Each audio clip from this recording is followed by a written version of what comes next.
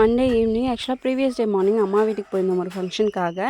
So அன்றைக்கி evening தான் return வந்துட்டு வெசல்லாம் வாஷ் பண்ண வேண்டியிருந்தது. அதெல்லாம் ஃபஸ்ட்டு வாஷ் பண்ணி எடுத்து வச்சுட்ருந்தேன். அம்மா வீட்டிலேருந்து வரும்போது ஒரு சில ஸ்நாக்ஸ் அண்ட் பப்பாயா நிறையவே காய் இருந்தது. ஒன்று மட்டும் கொஞ்சம் காப்பலமாக இருந்தது. ஒரு 2 டேஸ்க்கு அப்புறம் பழுத்துருன்னு சொன்னாங்க. ஸோ அதை மட்டும் பறிச்சுட்டு வந்தேன். ஸோ ஃபர்ஸ்ட் வந்ததும் திங்ஸ்லாம் அன்பேக் பண்ணி எடுத்து வச்சுட்டு பேபிக்கும் பால் காய வச்சு வச்சிட்டேன்.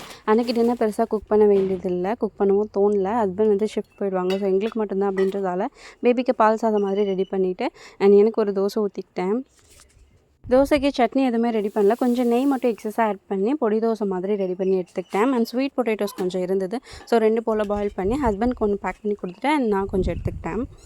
அண்ட் டெய்லியுமே பேபிக்கு 1 டம்ளர் போல் பால் காய வச்சு கர்ட் ரெடி பண்ணிகிட்ருக்கேன். அன்றைக்குமே மார்னிங் வாங்கின பால் மீதம் இருந்தது. ஸோ ஃபர்ஸ்ட் பால் காய வச்சுட்டு பேபிக்கு கொஞ்சம் எடுத்து வச்சுட்டு கர்ட்க்கு 1 டம்ளர் போல் எடுத்து வச்சுட்டு நானும் கொஞ்சமாக டீ போட்டுக்கிட்டேன். ஸோ பெருசாக அதுக்கப்புறம் எந்த ஒர்க்குமே இல்லை அப்படின்றதால நெக்ஸ்ட் டேக்கான மீல் பிளான் மாதிரி ரெடி பண்ணிவிட்டு அண்ட் அதுக்கு சோயா சங்க் வந்து நைட்டே ஊற வச்சுட்டேன்.